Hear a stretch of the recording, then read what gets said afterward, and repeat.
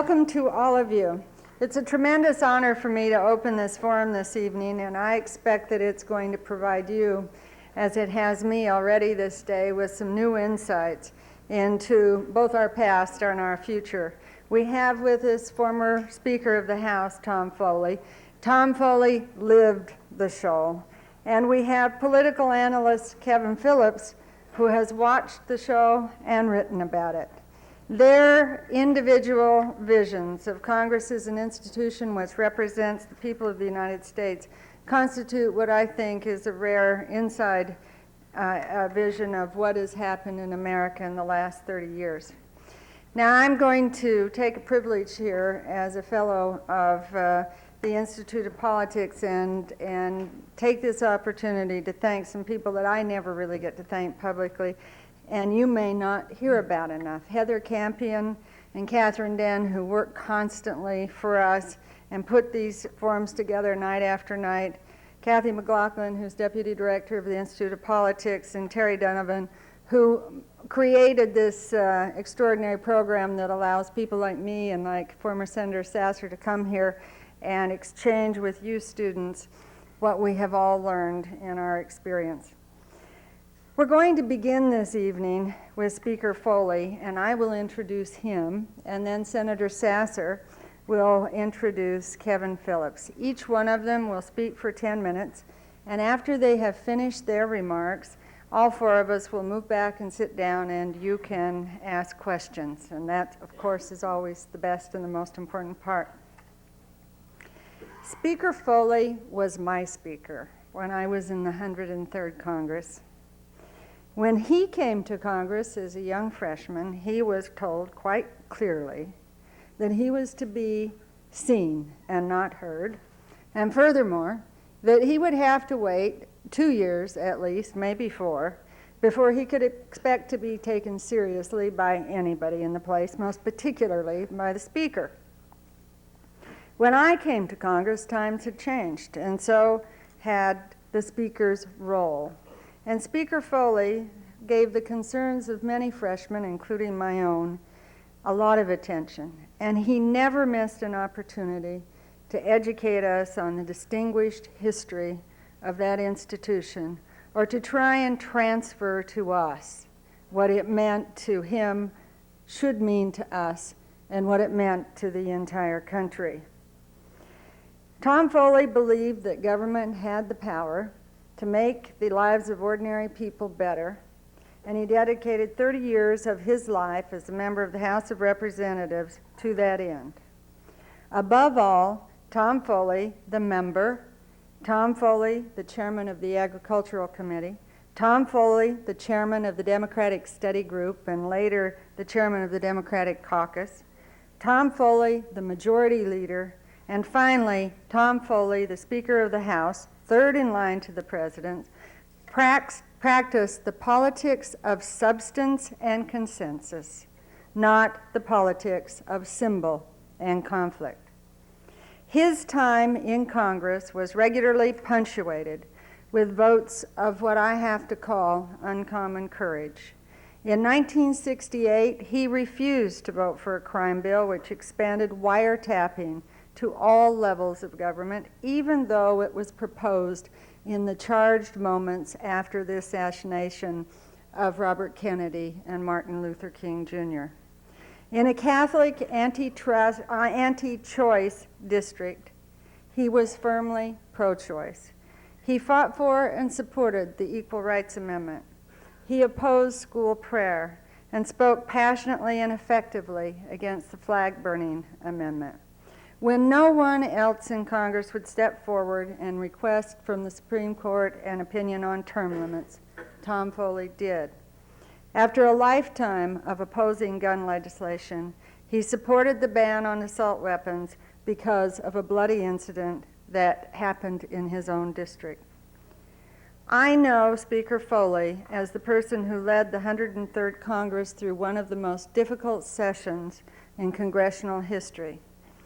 He was a speaker in the most difficult of times. That is what he and Kevin Phillips are here to discuss tonight. The speaker's power over time, how it has changed, and what the changes mean to us. Speaker Foley had a complex view of power. I know that from personal experience. Tip O'Neill once said that he could always see three sides of every issue. I know what he meant. I also know the truth in the oft-repeated charge against him that he simply wasn't partisan enough. Tom Foley wanted to be the Speaker of the whole House, and he was, on principle. However great the pressure was brought to bear on him to abandon that principle. The whole face of Congress has changed in the 103rd and 104th Congresses. Deliberation over the substance of legislation has been replaced by the necessity to complete a checklist of titles. Soundbite symbolic politics has become more important than substantive politics. Tony Coelho, who knows all there is to know about sound bites and symbol, said of the Speaker that his own personal decency was ultimately the thing that prevented him from winning his own race. I say that's not a bad reason to lose. It might be regarded as the last of many acts of courage in Speaker Foley's legislative lifetime. Queen Elizabeth may have been thinking just that when 2 Sundays ago she designated the U.S. ambassador from England to make Tom Foley an honorary knight, a rare recognition for a man of his quality. May I introduce the former Speaker of the House of Representatives, Sir Thomas Foley.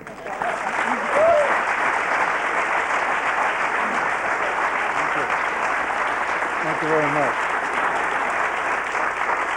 Thank you very much.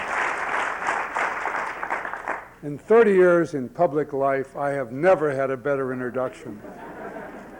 And I would like to believe it. I certainly think it's a great honor and pleasure for me to be here and to have an opportunity to be at the Kennedy School and the Institute of Politics, and particularly to be in such a distinguished company. Not so many alone, so many distinguished members of the Harvard faculty, Ken Gilbreth and Dirk Bach and so many others, but also a chance to be here with my esteemed former colleagues, both Karen and Jim Sasser, Karen Shepard. I also am honored to be here with what I think is certainly one of the most incisive and prophetic and interesting political commentators on the American scene for so many years, Kevin Phillips. The speakership is an institution that is different in the United States than it is in many countries. We mentioned a moment ago, Karen mentioned the fact of very high honor for me of being made an honorary knight. But when I was first elected to Congress, to the speakership, I should say, in 1989, the then British Speaker Bernard Weatherill came to the United States, and he asked me what number speaker I was, and I said, I'm the 49th, I believe. He said he was the 387th or something. And I said, well, Mr. Speaker, that's what we call in the United States a put down, you know. You're the 387th, I'm the 49th. And he said, well, as a matter of fact, we started in 1277 or 1388, depending on how you count the British speakerships, and a number of us were beheaded, two on the same day when the king was in a particularly bitter mood.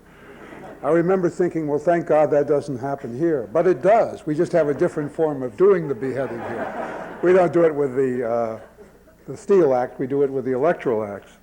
After leaving 30 years of serving in the House and 5 years as Speaker, I want to say, however, that my great sense of gratitude to my constituents for giving me that honor and my colleagues for giving me the honor of being Speaker. And when you inhabit this office, you tend to develop a kind of an historic perspective about it. Until the speakership of Henry Clay, there was a tendency for the Speaker to be quite ceremonial. And although it's an important office in Commonwealth countries, in Britain and other countries, it is largely a presiding officer of neutral political commitment in the British Commonwealth Westminster tradition. The same Bernard Wetherell told me he resigned from clubs in the city of London, to avoid the implication of any partisanship on his part. So we have this rather unusual speakership that combines in a single office the responsibilities of the presiding officer of the House with the duty of dispassionate presiding, of interpretation of the rules, of the protection of the minority, with the office of being one of the principal political leaders of the country and of your own political party.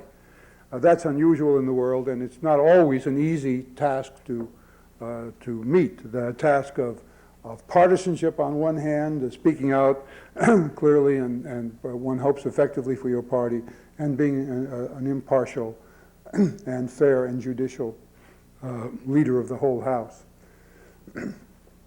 Let me say that I think that the institution of the House of Representatives needs a strong speaker. And whether I would qualify or others would qualify depends on one's definition.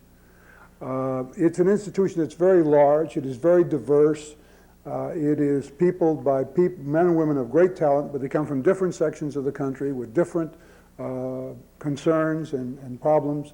And in order for legislation to move, any sort of agenda of legislation to move, there needs to be a strong direction from the Speaker's office. To a large extent, committee chairs over the years have developed their own special constituencies and their own special interests, and those sometimes have to yield to a more general legislative agenda. And for that reason, I think I would have to say that not only did I try to strengthen the Speaker's office, I think with some success, in an institutional sense, but I also would say that the present Speaker, Newt Gingrich, has done that, and I approve of that tendency to expand and to solidify the responsibilities of the Speaker's office. Now, what you do with it, of course, is another question entirely, and you have to be careful always not to use enhanced power and position of the Speaker to abuse the rights of the minority. One of my favorite speakers historically is the Speaker of the late 1880s and early 1890s, Thomas Brackett Reed of Maine, who, apocryphal as this story may be, I like it, who was supposedly one time asked by a constituent in Maine to send that constituent a copy of the rules and regulations, as the constituent said, of the House of Representatives, to which allegedly Speaker Reed replied by sending an autographed photograph of himself. There were a few times in my service as Speaker when I wanted to be able to send a constituent an autographed photograph and say, these are the rules of the House. He described one time, Speaker Reed was a Republican, by the way, he described the rights of the Democratic minority as the right to draw your pay and to make a quorum. He was also a man of, you may know, some of you, enormous size. He weighed about 300 pounds, and he was well over 6 feet tall. He had a very incisive wit about him. When he was asked one time if he was going to attend the funeral of a political adversary, he said, "No, but I approve of it highly." He stopped another member dead in his tracks who was pontificating about, how he'd rather be right than president. I'd rather be right than the president than president. He turned to him and said, "The gentleman need not exercise himself. He has little chance of being either." But the office of the Speaker is a more complicated office than many realize. It is not only a matter of presiding and a matter of being a spokesman from time to time for your party's needs, but you really set, or can set, to a larger extent than any other single member, the legislative agenda. This flows from the Speaker's power of recognition, the ability to decide who he recognizes on the floor as the business of the day proceeds. And flowing from that is the power to really decide what the agenda of the Congress will be. And here again, the 104th Congress seems to have a very busy and a very succinct agenda. Let me say about the contract with America that I don't believe that it had much to do with the last election. I don't think most people in the country knew very much about the contract with America before the election, even though it was, as its proponents boast, printed in TV Guide. And most of the polls after the election indicate that the public didn't respond very much to the contract. Some Republican candidates enthusiastically campaigned on it, some were more reticent. But the public generally, I think, I'm sorry to say this, tended to reject the Democratic Party in the last election rather than to affirmatively support the Republican Party and the Contract of America. The Republicans were the other party, and they, in effect, heralded the benefit of that election. But after the election was over, the Contract with America has served a purpose that I think it was not particularly intended to do, an accidental purpose, if you will, and that is to create the sort of mythology that this was what the country voted for, that this was the public's manifestation of their desire. And since the Republicans printed it in TV Guide and got elected, well, therefore, it's obvious that this is what the country wanted to see happen. That mythology tends to help the Speaker and the Republican leadership impose upon the Republican majority, not always a willing one, a certain discipline to stay with what, quote, the people voted for, to stay with what the people asked us to do. And if for no other reason, it probably raises the political question of what will happen if we have told the public we're going to do this and then don't do it. So by the end of this week, most of the Republican agenda will probably have been accomplished as represented by the Contract with America. And in that sense, it will be declared in many cases to be a success. Without slighting the press at all, I say that they love lists. And this is a marvelous example of a political list. It is 10 objectives, 10, count them. And it is 100 days. You can count those. So every day you can have a newspaper that tells you exactly where you are in the 100 days with the 10 issues.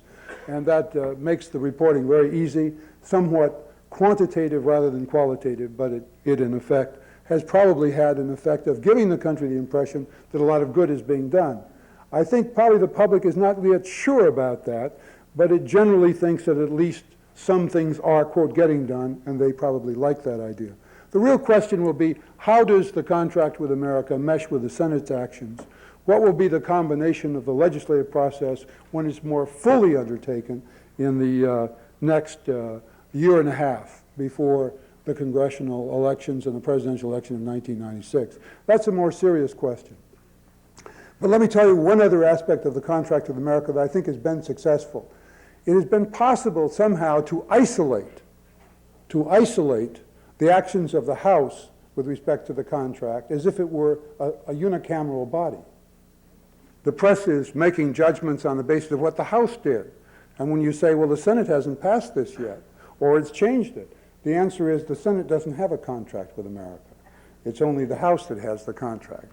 That's, I think, a sort of a bittersweet thing for us who are veterans of the 103rd Congress, because we passed so many things in the House that were defeated in the Senate, and generally defeated, almost always defeated, because of Republican filibusters, and we were not kind of excused on the basis where we passed them in the House. We were challenged to have shown final action in the Senate and an overcoming of the filibuster, which was not possible because we didn't have 60 votes. This is a new Speaker and a new House.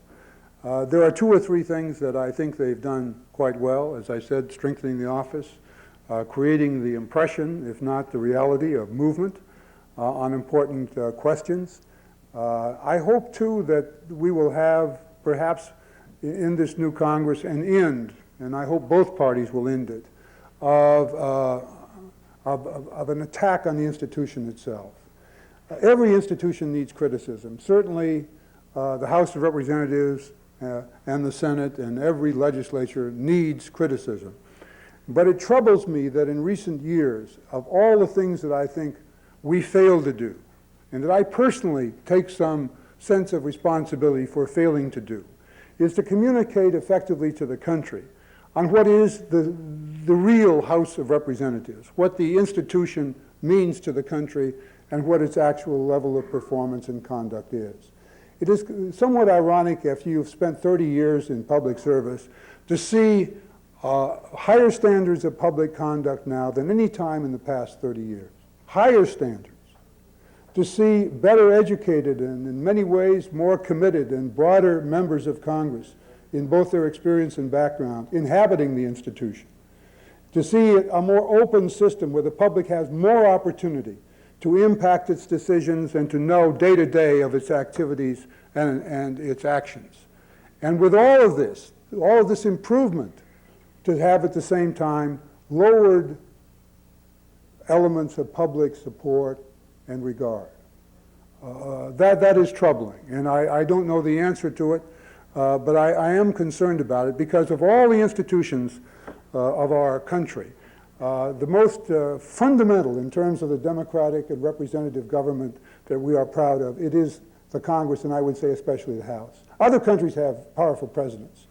The Supreme Court, for all of its great work, is an institution of a more aristocratic and oligarchic character than democratic character. We designed it that way. The Constitution designed it that way.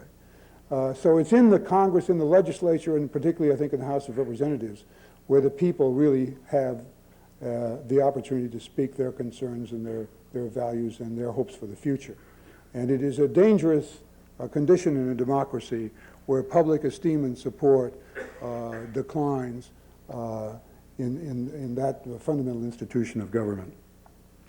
I'll just close with one story. When I was, because Karen mentioned it, when I was Speaker, I used to tell a story to new members of Congress about my orientation when I was first elected. We have now, and have had in recent years at least, the wonderful contribution of the Kennedy School to orientation for new members of Congress in both parties. And I think that's been a wonderful opportunity for members to come together beginning their congressional career. And my day was very short. Speaker McCormick was the speaker. He told us that it was generally thought that members could be elected by accident, but seldom re-elected by accident. The message was subtle but clear: come back in 2 years' time. If you've been successfully elected, we'll look at you again. The second speech of welcome was given by a congressman from Ohio, very powerful member of Congress, who was the chairman of the Appropriations Subcommittee that dealt with public works.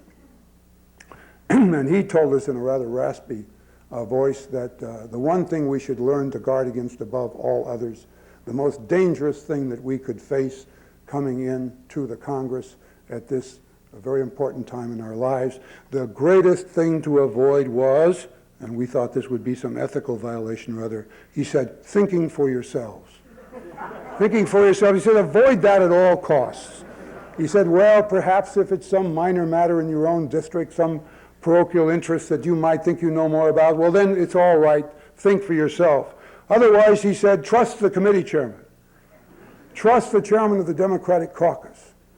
Trust the Democratic whip. Trust the Democratic leader. And especially, he said, trust and follow, above all else, trust and follow the speaker.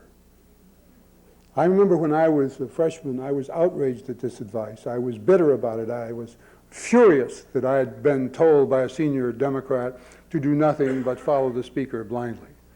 After some years of becoming a committee chairman and the chairman of the Democratic caucus and the Democratic whip and the majority leader and finally the speaker, I looked back and listened to his words with great affection, and I told the members of Congress how right he was. How right he was. So I wish this new Congress well. I would think that the public is going to have to make a judgment in the next year and a half about whether not only it produces bills and passes them, but whether those bills are in the long-term interest of the country. That is the judgment that will have to be made, and I think it will be at least the subject of a spirited discussion. But that discussion is not unhealthy. As a nation, we need from time to re-examine and to re-argue the basic purposes of our political community and our purposes as a nation. I think much of the public discontent in recent years probably flows in part from the ending of the Cold War, when government was seen to have in previous years a major function of maintaining the national security of the country against a very powerful and aggressive superpower in the Soviet Union. And now we've turned more inwardly and examined more seriously how we want our government to function, what do we want its courses to be. And in that, I think the public has not yet made a firm commitment, and it is an exciting and important time as they struggle to do so. Thank you very much.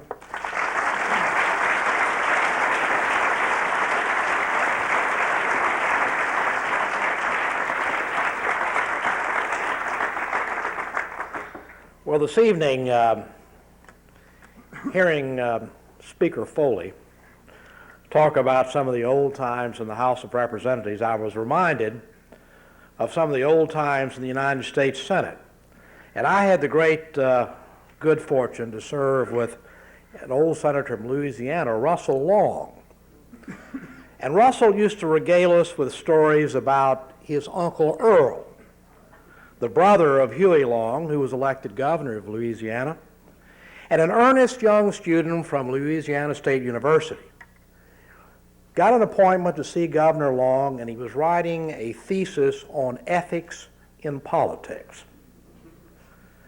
So he was interviewing the governor, and he said, "Governor Long, does ethics have any place in politics?"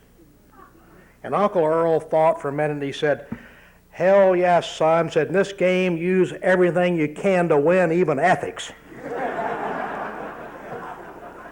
Well, it's my pleasure this evening to, as a Democrat, to introduce a Republican that I have very high regard for, a distinguished author, and one of the most perceptive political analysts, I think, on the American political scene today. Kevin Phillips first came to public attention in a large way with a book he wrote in 1987 called The Emerging Republican Majority. In 1967, he wrote that book. Lyndon Johnson was alleged to have told Sam Rayburn in 1965, when he signed the Civil Rights Bill of that year, major transformation in this country, but particularly in the South. Lyndon Johnson is supposed to have said to the Speaker of the House, Sam Rayburn, at that time, "Well, Sam, that's the end of the Democratic Party in the South."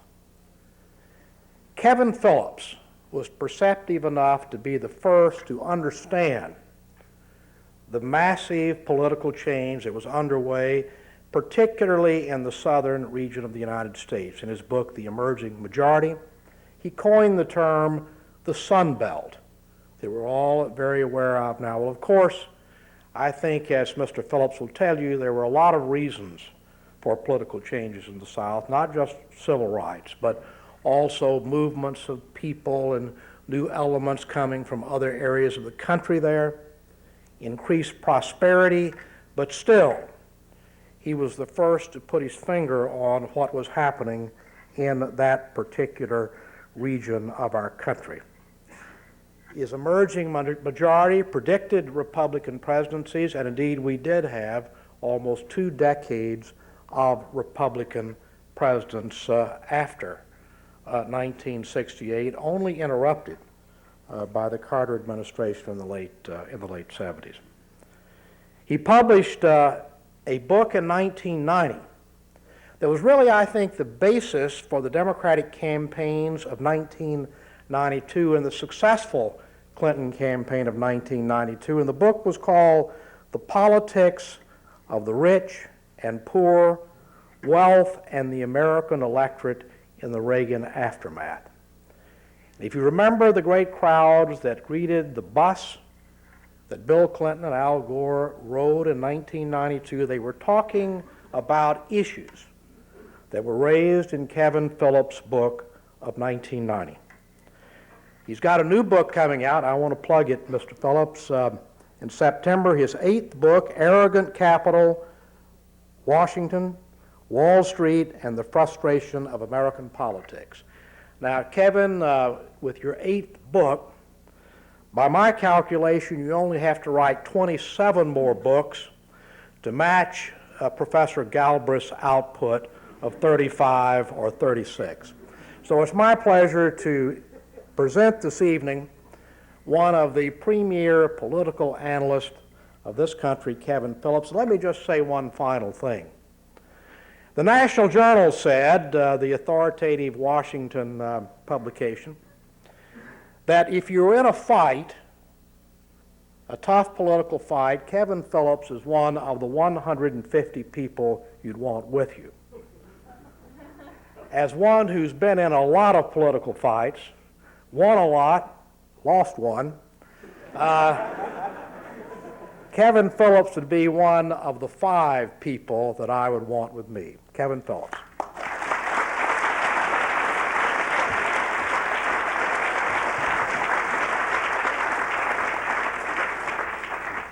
Thank you. It's a pleasure to be here tonight, and it's a pleasure for me to follow Tom Foley.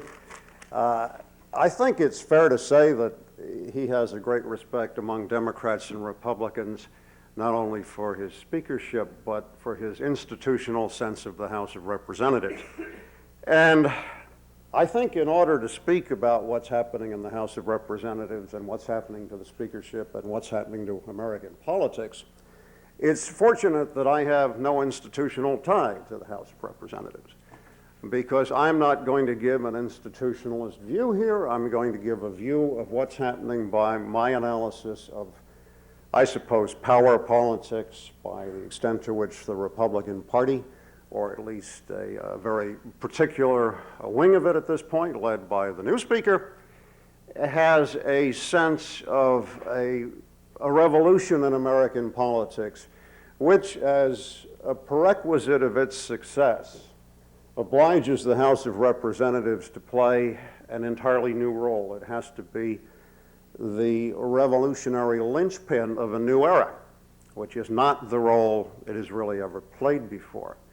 Now, I think what's happening here is, in some respects, on the part of the new Speaker, a misreading of what can be done with that institution, a misreading of what happened in the last election, a misreading of the current state of the American party system, and also a misreading, in a sense, of the likelihood that the U.S. political system of Republicans and Democrats can be revitalized in the sense that we saw in the party structure back, say, the 1960s and earlier.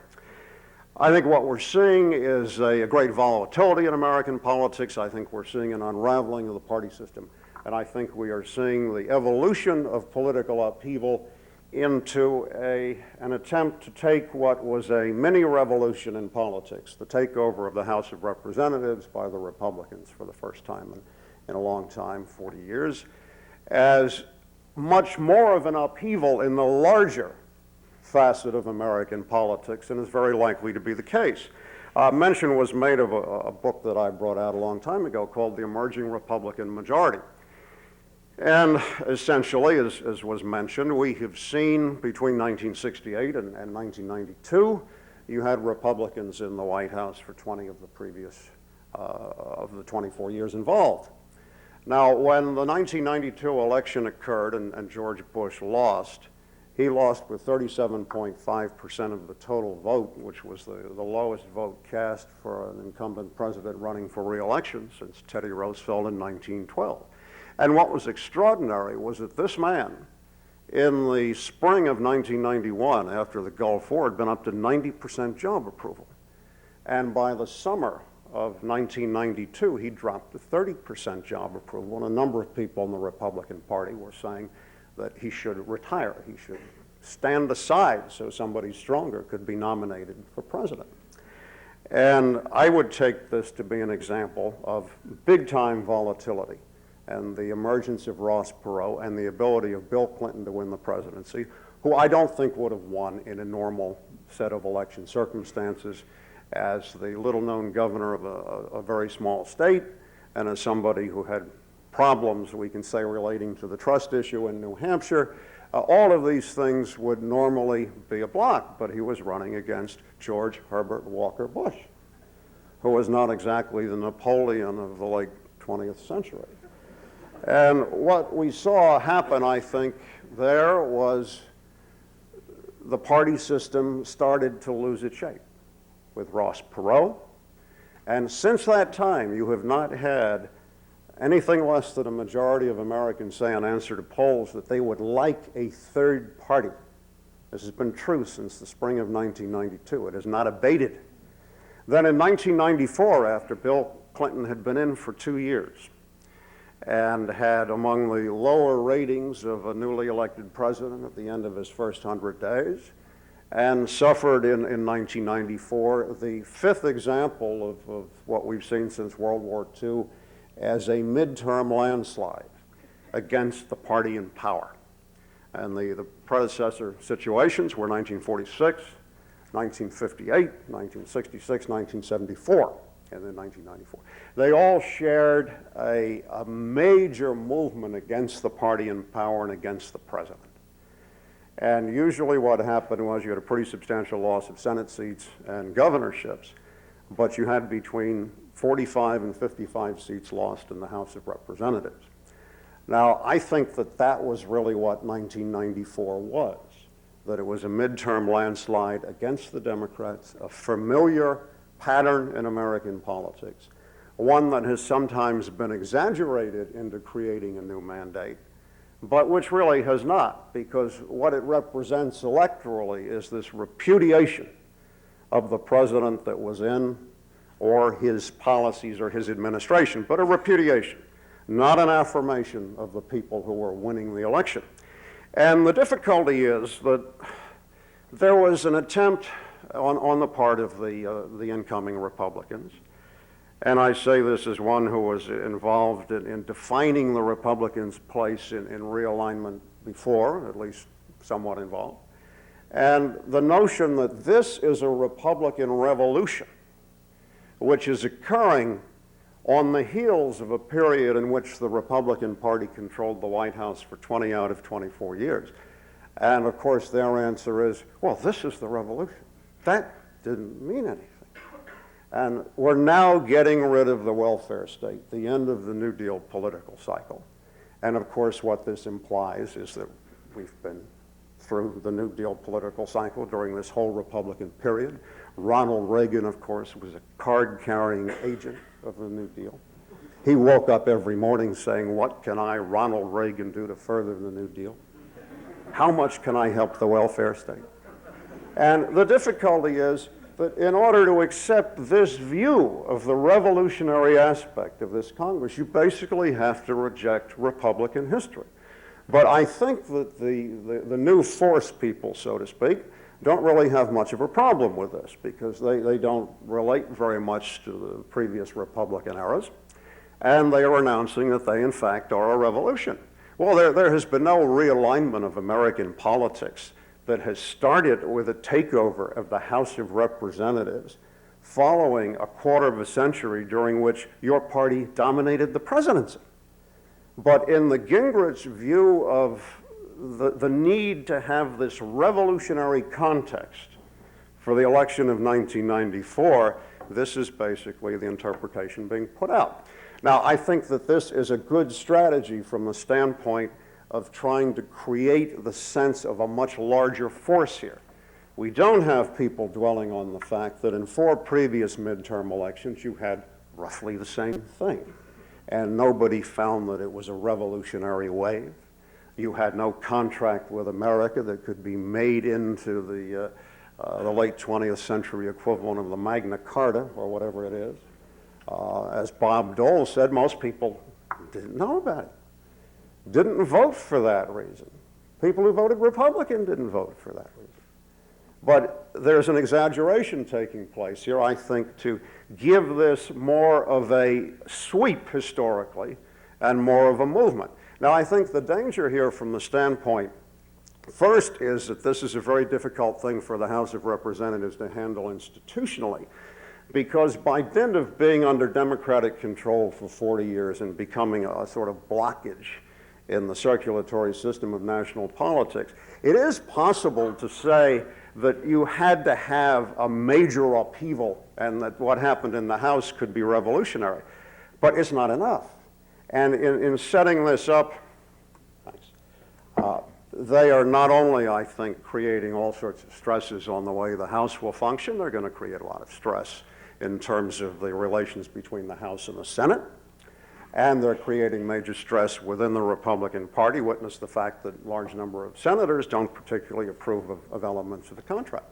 Now, I think it's fascinating to see the emergence of the Speaker as a sort of political messiah and revolutionary figure. Previous speakers haven't been in this role. I mean, you can better remember the names of American speakers than the British can remember the names of their many hundreds, including those that managed to retain their head during a band Plantagenet mood or something. But the speakership just doesn't play that role in American politics. You can't launch a realignment from the House of Representatives, even though taking control of the House of Representatives can be an important part of a cumulative upheaval in politics when you're starting to get a chance to do legislation that couldn't have been done before. But part of the reason it's being exaggerated here is that if you look at the approval numbers of Washington, they really haven't gone up. The approval numbers on Congress went up somewhat in January, now seem to have gone down slightly. The approval numbers of Newt Gingrich are not very high at all. His approval numbers are between 27 and 37%, and his disapproval is between 41 and 51. He makes Bill Clinton look like Dale Carnegie. You know, now, if you've got a revolution gathering, normally people like the leader of the revolution. I don't think that that's really happening at the moment. I got in a little bit of trouble back during the period in October when the Republicans were closing in on a close race, suggesting that, I forgot what it was that Newt had said at the time, but that it would be very politic to have him scheduled for oral surgery so that he'd be out of action for the critical 10 days. And I think that from the Republican standpoint, there is some truth to this. He's been a charismatic Fidel Castro. But that's not necessarily, if you look at what happened to Cuba under Fidel Castro, that's not a sort of administrative and other analogy you want to pursue too far. And I think his negatives are a potential problem here, and the Republicans have put an awful lot of chips on this very expansive view of the House of Representatives, of the Speaker, and of the Speaker's role in national politics. Now, it's clear that Newt Gingrich has been interested in running for president. It's not normal for a new House Speaker to automatically become a potential presidential candidate. There's some report that he's sort of thinking about it again now after he took himself out. Now there's a little bit of a twitch developing again for a renewed thought there. But you also have the possibility that Dick Gephardt, the Democratic leader, is interested in running for president. So you can start to get some quasi-parliamentary situations out of this under certain circumstances. So all of this begins to redefine the role of the House and the Speaker in American politics, especially when you also have running for president the party leader in the Senate. The whole feeding together of these redevelopments of relationships and roles in upheaval is a very substantial thing. Now, the last point to make about the role of the House of Representatives in the next 2 years is if you go back and you look at the 20th century during the periods when you've had a Republican Congress opposing a Democratic president, you only find two. And it was 1919, 1920, and 1947, 48. The other Republican Congresses have been with Republican presidents. So if you look a little further and you look at the end of 2 years, these only lasted 2 years each time because it's an essentially unstable situation. If you have a Democratic Congress and a Republican president, that has worked in the last 40 years many, many times. It's not entirely smooth, but it basically works. But if you get a Republican Congress, it's further out of sync with a Democratic president than the reverse arrangement is out of sync. And it's unusual, and they're feeling their oats. And as a result, you've had one of these, the first, 1919 to 1920, was a spectacular Republican success because they basically stayed away from economic issues. They didn't try to play with a tax code left over from World War I. And a recession started in 1920, and the 1920 election was a landslide. The Republicans added to their strength in the Senate and in the House and elected Warren Harding with 61% as president. That's about the best they've done on all of these things together this century. 1947-48, when you had a Republican House and Senate against a Democratic president, Harry Truman, the Republicans overplayed their hand essentially on economic and labor and such issues, including tax cuts, and succeeded in setting up the 80th Congress as a whipping post for Harry Truman, who not only got himself reelected, but cost the Republicans 75 seats in the House, which they lost, and 9 seats in the Senate, which they lost. So you've got these two different models, but they suggest that what you've got here is a transient thing. The Gingrich dynamic with running for president or trying to off of this revolution is another new dynamic. My feeling is that this is going to be chronicled in a lot of ways for its impact on the House, for its impact on Congress, for its impact on the party system, but I think it is probably, when the final chronologies are written, part of the weakening of the party system, part of the ending of some old relationships and redefining of what plays what role in American politics.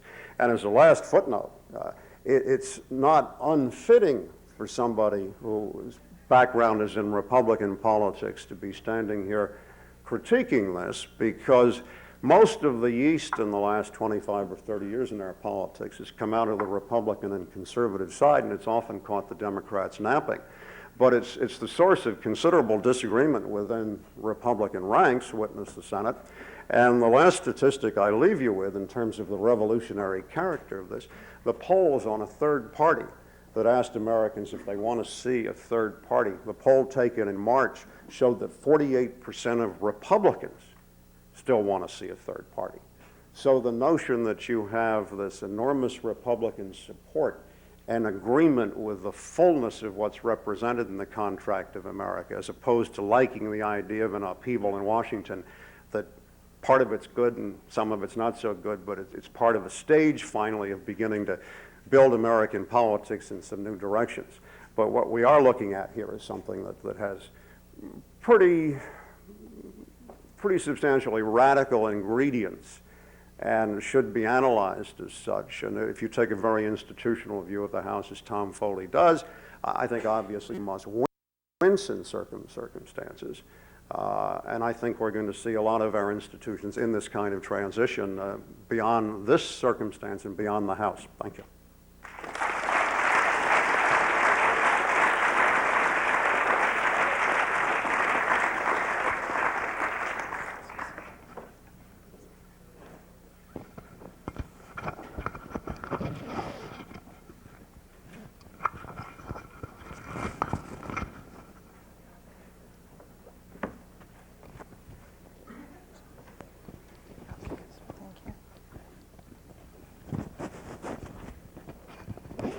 Well, we're getting wired here for sound. I'm going to ask Senator Sasser to ask the first question here tonight, and while he's doing that, why don't those of you who have questions start lining up at the mics, and we'll simply go back and forth. Is this working? It is. All right, Karen, Tim. should I address my question to both of our Your speakers? choice. Well, why don't I address it to both of them and begin first with Mr. Phillips and just ask this question. What we saw in the midterm elections just a few months ago was a very pronounced upheaval in both houses, but most particularly in the House of Representatives.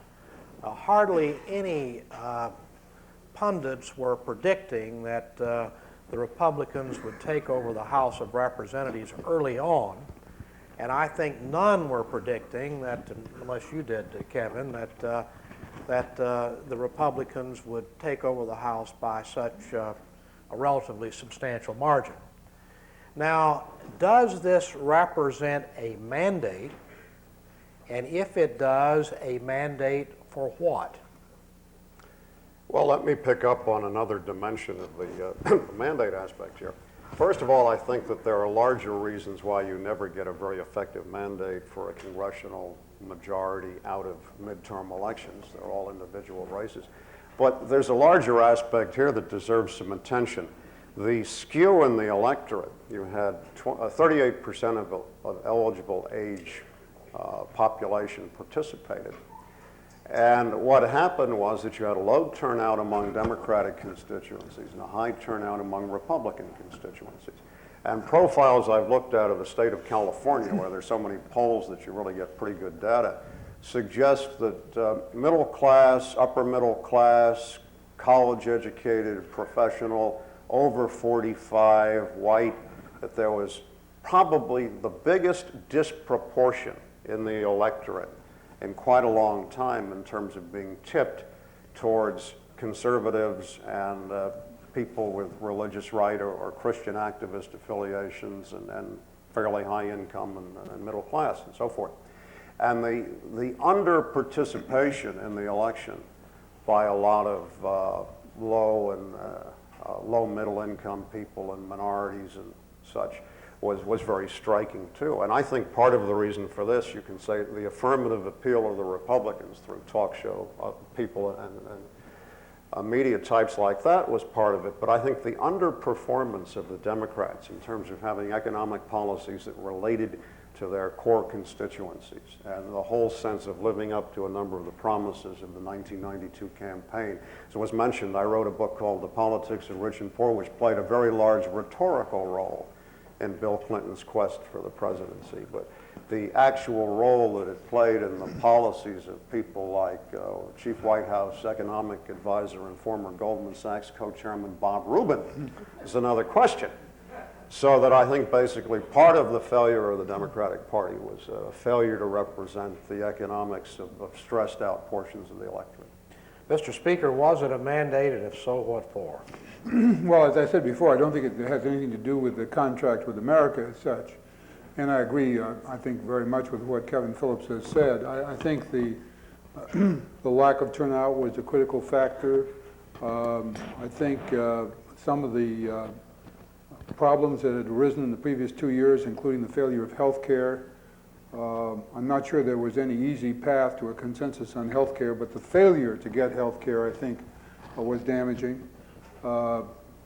Also, some of the issues that I think the president was right about personally were deeply divisive in the Democratic Party. The NAFTA fight was one that divided the constituency, some of the core constituencies. Even the issue we mentioned earlier of gun control, of the assault weapons ban. Very strong concerns in some western and southern areas in particular among many ordinary, strong Democratic voters about that. It became an extremely controversial vote. So all these things tended to create an exaggeration, I think, is what Kevin Phillips said, of what would be a normal cycle. It is interesting, however, that no Republican incumbent was defeated. That's a fact we have to recognize. So the rejection of Democrats was very large in one sense. On the other hand, the election also would have changed if you went a point or two. I think it was a 1 point something point of shift would have changed the outcome of the election. So it was not, in gross terms, a kind of a major, not a 20% movement or anything like it. I don't think there is a clear mandate. People, I think it was Bob Dole who said, anybody who says they know what the last election meant doesn't know what he's talking about. There's a lot of uncertainty about what exactly the public was groping to say. They certainly were expressing dissatisfaction with the previous 2 years, whether there were too many promises and too many perceived failures or what. The Democrats, I think, have to be held to have been rejected. And the Republicans were the last party remained standing. I mean, that's what happened. Now, there is the mythology, which was referred to here a number of times in different ways, that the public voted for the contract with America, that it made its choice deliberately and specifically for that. There's no evidence of that at all. How they will perceive the contract after a time will be interesting to see. There is going to be, as Kevin says, a very interesting byplay with the Senate, which has serious misgivings and reservations among prominent Republican senators about how far we should go in one direction or another, most immediately with the question of the tax legislation. So the public will make its mandate judgment after the fact rather than before. Avery. Thank you. My name is Avery Gardner, and I'm a sophomore at Harvard. Mr. Foley, I'd like to ask you about where the Republicans will be turning next. We've seen so much of their attention in the House devoted towards the contract. So much of Newt Gingrich's media time, so much of the newspaper articles have been written about the contract. And yet I haven't heard much about where they're going after the 100 days are over, after the next week and a half are up. Can you shed some light onto that topic of where we're turning for next? Well, I think a number of things will probably come up. The speaker said recently that they were going to bring up a religious rights bill, which would include something with regard to prayer in the public schools. He said, and then later seemed to back away from it, that they would perhaps change the rule, the Clinton legislation affecting the question of gays in the military. Obviously, there are things like the telecommunications bill, which is more broadly supported in the Congress between both parties. Will they give attention to some of these social issues that I think many Republicans are concerned about if they become highly visible post-contract agenda items, both because to some extent they will create divisions within the Republican Party, and also, again, there's probably more likelihood that they will, quote, go too far with respect to the country's attitudes on these questions and thus create a backlash of disapproval. But the most important probably thing that they must do after the contract is the budget. They have to make a decision on spending priorities and the budget and how to devise this very difficult path to the balanced budget by 2002. It is almost impossible to do that in any serious way without touching entitlements, and in particular the medical entitlements of Medicare and Medicaid. And that is considered to be, if not a third rail in American politics, at least a very serious live wire. And it'll be interesting to see what happens there. But the budget is the most important next item. Yes. Hello, my name is Joe Grassi. Essentially, as a Democrat, I was horrified by the results of the last election, but I did see a certain silver lining, which was most exemplified by something that many Democrats besides myself rejoiced in, and that was the defeat of Jim Cooper in Tennessee. He sort of exemplified the group within the Democratic Party that, to me, and many others, as I've said, symbolized what was standing in the way of the Democrats speaking to that unrest, economic unrest that Mr. Phillips is talking about, and pushing the Democratic Party along that Wall Street orientation that Mr. Phillips is talking about. We now have a Democratic Party, unfortunate as the defeats of many were who weren't part of that, that is much closer to the traditional Democratic views of government and economics. And I was wondering if this might help make the Democrats stronger as the Republicans are stronger, and if this might also not bring back some of those voters who have become so alienated and who currently see no one reflecting their economic concerns. Well, I think the Democrats have a real problem because it's not as simple as what you're saying. It's one thing for Democrats to get a sense in certain specific areas that perhaps Me Too economics isn't the key to their future. I don't think it is. But on the other hand, I don't think that the elaborate Clinton health program was a key to the Democratic future, especially the way it was designed. It was too large a grab for a central role in health. But even more to the point, I think the sort of Democrats that lose, who are centrist Democrats, may in some small ways represent a blockage to the Democrats in developing certain economic appeals, but I'm not even sure of that because I think the principal blockage is the interlock with the Washington interest groups. What these moderate Democrats who lost are, from the standpoint of another Democratic weakness, they're moderate on social issues, they're more centrist. And I think the overall Democratic position on social issues has been a major problem for them and continues to be a problem. And that Bill Clinton seemed to be speaking effectively to that in the campaign, but then when he got in the White House, did not. And I think that the Democrats are strengthened by losing centrist Democrats because you clarify the economic issue slightly, misses other things that are lost in the process. So I know what you're saying, but I don't think the defeat of these people is a solution for the Democratic Party. Tom, would you like to comment? Well, Tipple Neal used to say the Democratic Party, if it was the European Party, would be 5 political parties, you know, of various shades across the political spectrum. And I guess it's probably true to say that we simply couldn't have been able to maintain a majority if we, quote, purified the party in any direction of a more aggressively liberal or progressive party, shunting off the conservative and moderate Democrats from the party. I think would have resulted in falling below 218. We couldn't have had a majority without a kind of coalition with moderate and conservative Democrats. So I have to agree with Kevin Phillips. I think it's at least not a strategy for any immediate return to power to create a party that is so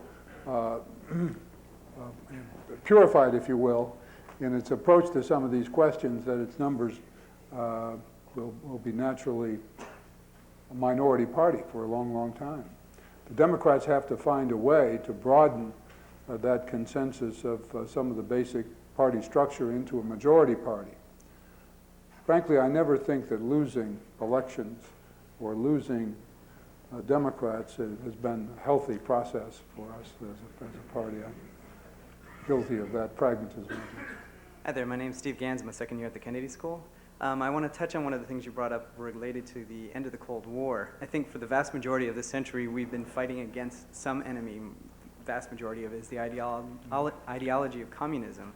And with the end of the Cold War, so we declared, even though there's China and North Korea and other communist countries, that the ideology war of us against them, since the them is much less clear and identified, the us has become less clear and identified.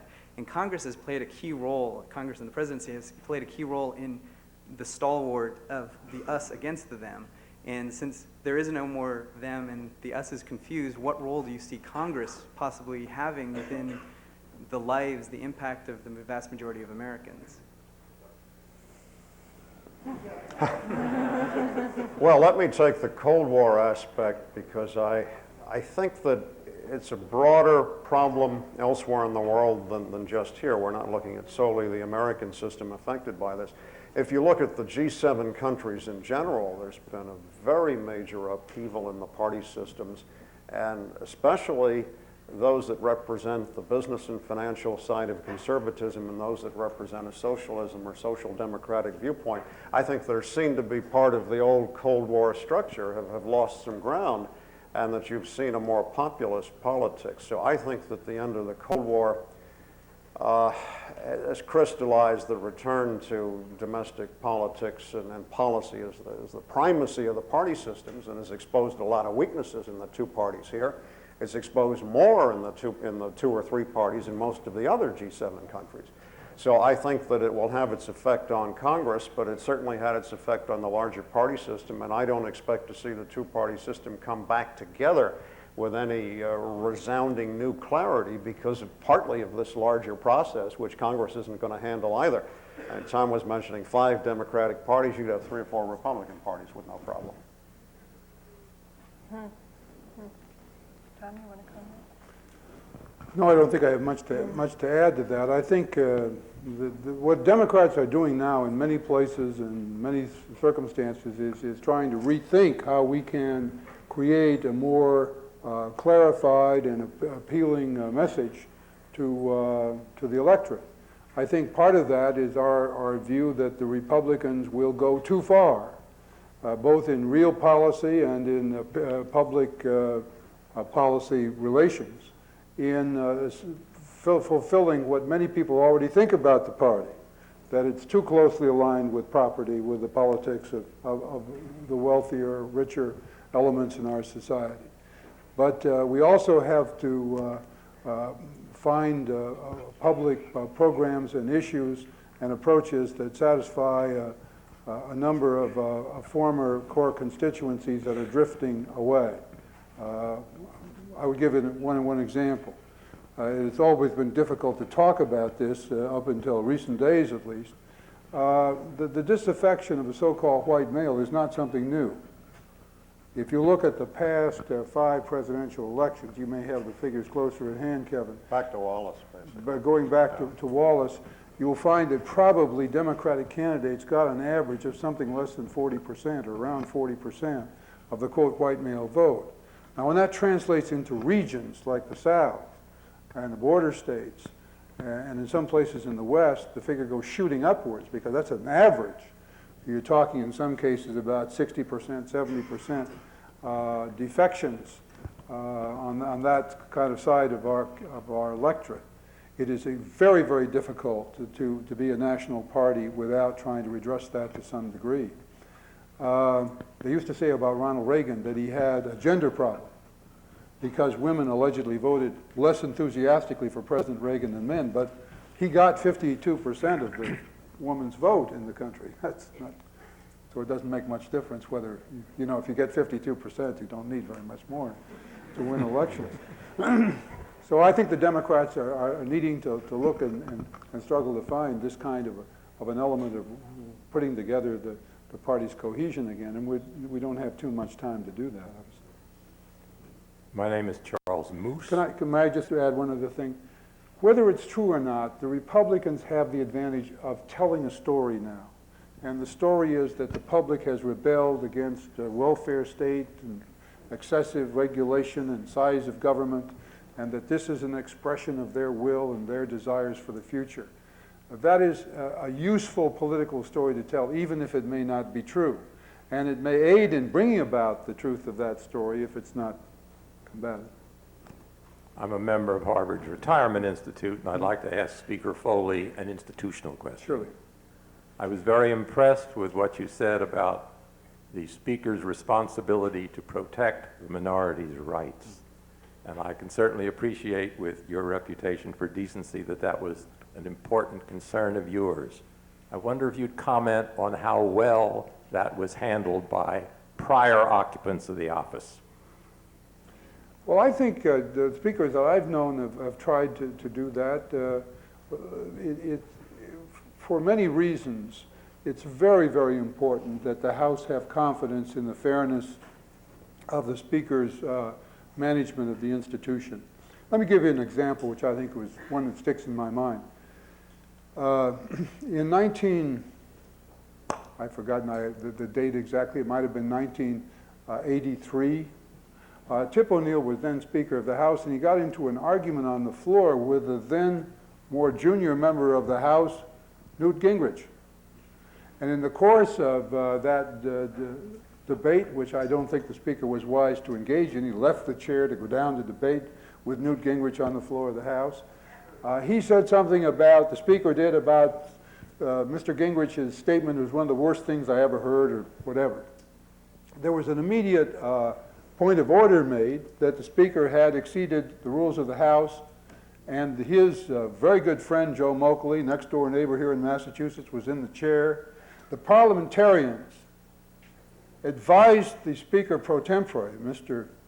Moakley, to hold the Speaker to order, to call him to order.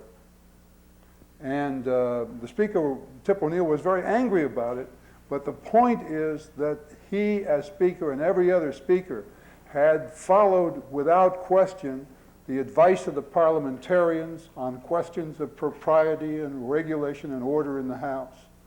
And even to the point of having, quote, his parliamentarians advise the Speaker pro tempore to hold him to order on the grounds that he exceeded the rules of the House. Now, that protects, in a dramatic way, the rights of the minority when the Speaker himself is not going to get a favorable ruling out of the Speaker when they think, and I think, frankly, they went a little too far. I don't think the Speaker was that much out of order, personally. But that's just an example. The reason this is important is that if you don't have an underlying sense of consent by all the members of the House, that the place is being run properly, that the rules are being enforced impartially, that there is a fairness in the construction of the rules, perhaps, but more importantly in their execution, then the place can deteriorate very, very quickly into a kind of a cockpit of contention and anger. And another point, the House of Representatives has had only a handful, very few, I would think less than 24, appeals from the ruling of the chair in the last 30 or 40 years. And hardly any of them carry, whereas the state legislatures have it all the time. So that what the present Speaker complains of is not the conduct of prior speakers, but the treatment of the minority party as a whole in the House. Yeah, I think he felt not so much that the rulings or the presiding of the speaker was wrong, but that they were not given enough opportunity to offer rules and amendments and rules and so on. In that sense, the argument is an interesting one, since this week you're seeing a bill coming to the floor probably with a closed rule, a tax bill that will not permit an amendment requested by 102 Republican members. So it works both ways in that sense. Thank you. Thank you. Mr. Speaker, my name is David Cunliffe, and I'm a mid-career student here at the Kennedy School. And my question is to you, but also to your colleagues, Congresswoman Shepherd and Senator Sasse. I hope you'll forgive me, it's a slightly personal question, but it's asked on behalf of a number of my fellow students here who have been or may be considering a life in public service, particularly the elective route. As you look back on your 30 years of service, of distinguished service, Mr. Speaker, was it worth it? Oh, surely, of course.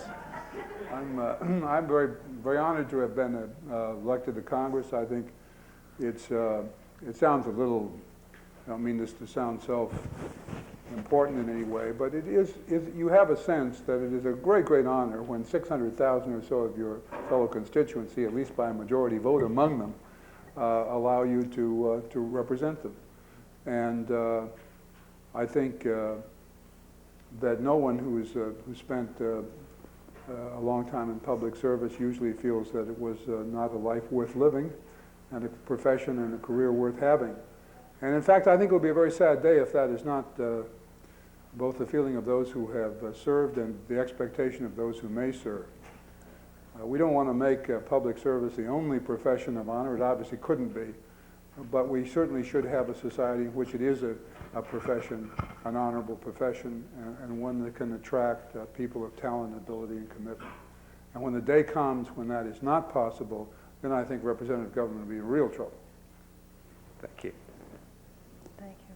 Do you want to comment, Tim? Well, I would just echo the speaker's remarks. I did not serve for 30 years, but I served for 18 years in the United States Senate, and I think it was worth every moment of it. One of the great rewards, I think, of public service is being able to assist people on a broad basis. That is, by assisting in the enactment of public policy that will help people, maybe for generations, who will never even know your name, for example. And then on a more private level, being able one-on-one to assist your constituents and to help make their lives better. So yes, it's worth every moment of it, and one of the things that I miss the most is the inability to really assist fellow citizens who I think need assistance and deserve assistance on a broad public policy basis, but also on individual on an individual case-by-case basis. I'd like to say, as the short timer up here, that my 2 years in Congress were extraordinary years. I wouldn't trade them for anything. I have two very grave concerns about the future, and one is that my constituents and Tom's constituents and Jim's constituents haven't got a clue about the complexity of the job, and therefore the potential for misunderstanding is so present all the time and can be exploited so easily that we need to really start thinking about some public way in which to educate the general population about how their government works. That doesn't happen much. And the other thing that I'm very concerned about is the extraordinary expense of campaigns, because speaking as a person who was in a $4 million campaign, that's the sum total of what I spent, my opponent spent, and the independent opponent spent. I can say that we are driving regular people out of the race, and that is detrimental to the democracy and a pernicious future influence that we all ought to start taking very seriously. And we definitely need a grassroots movement for campaign finance reform in this country.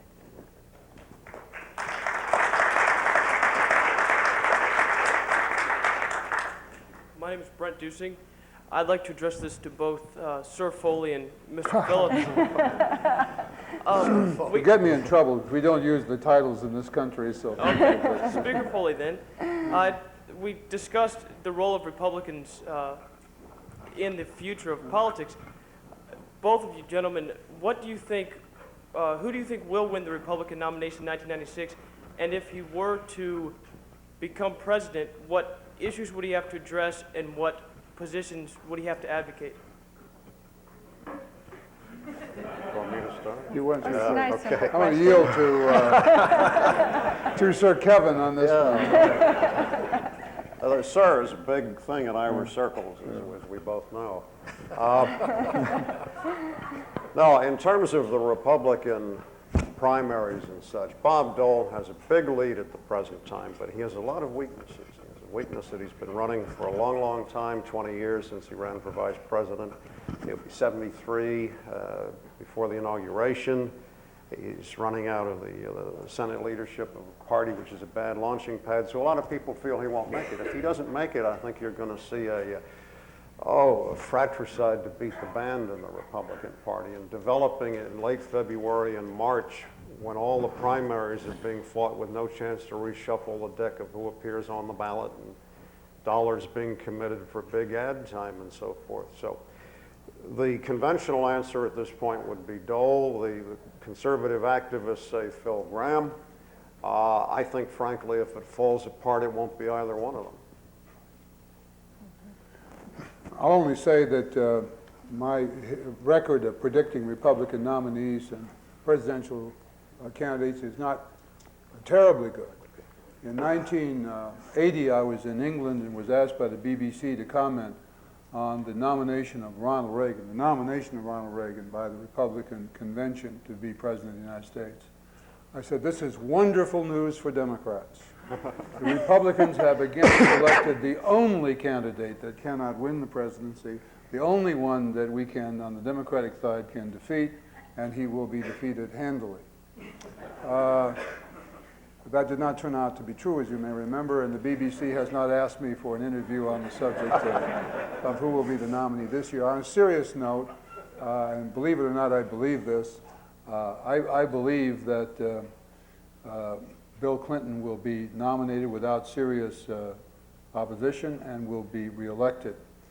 And part of that is my belief that the Republican overconfidence of their opportunity to win this presidential election is an extremely dangerous one. I think if the exuberance with which they are approaching the election may turn out to be very, very damaging. Also, it's going to be hard to suppress some very bitter arguments, I think, in the Republican convention. I don't think it's going to be easy to paper those over. And I think you're going to have some very deep fissures in the Republican Party by the time 1996 comes around.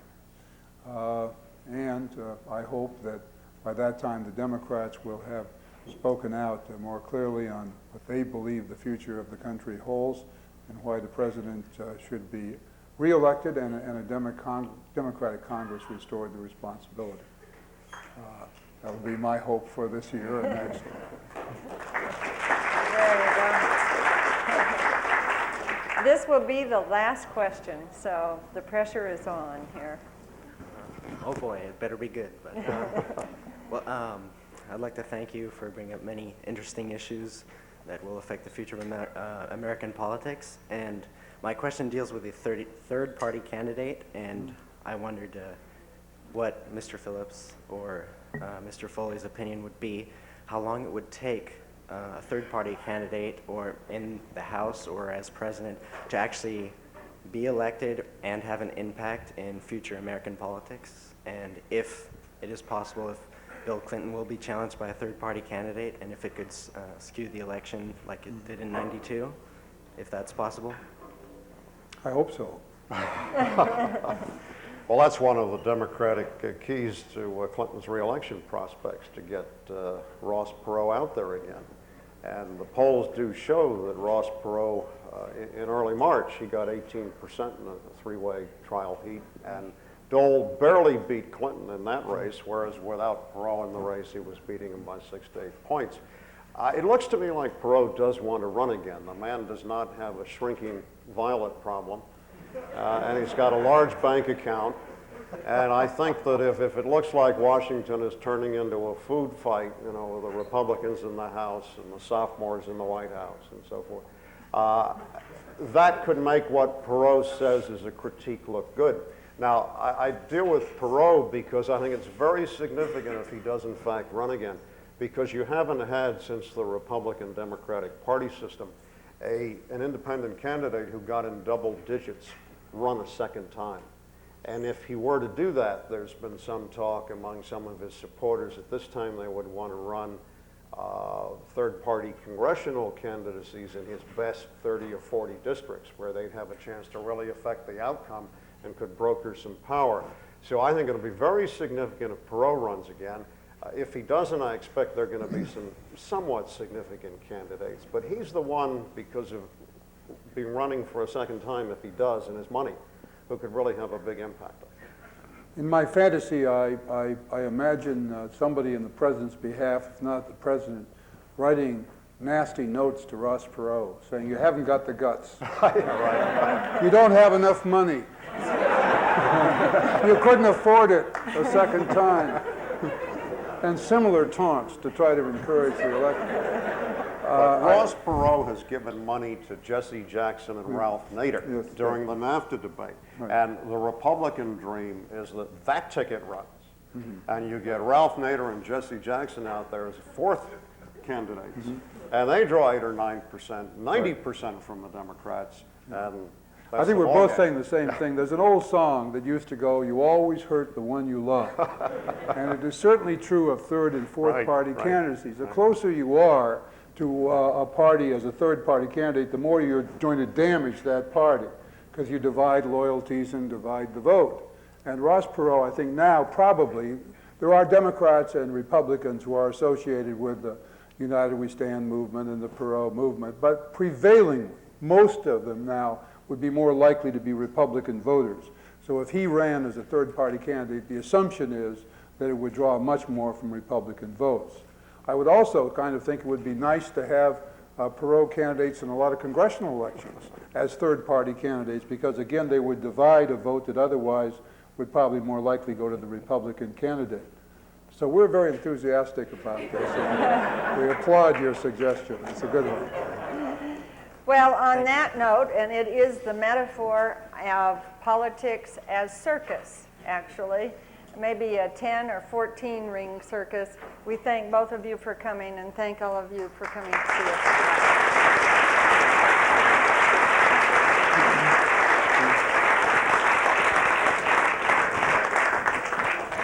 Pleasure to see you. Very nice.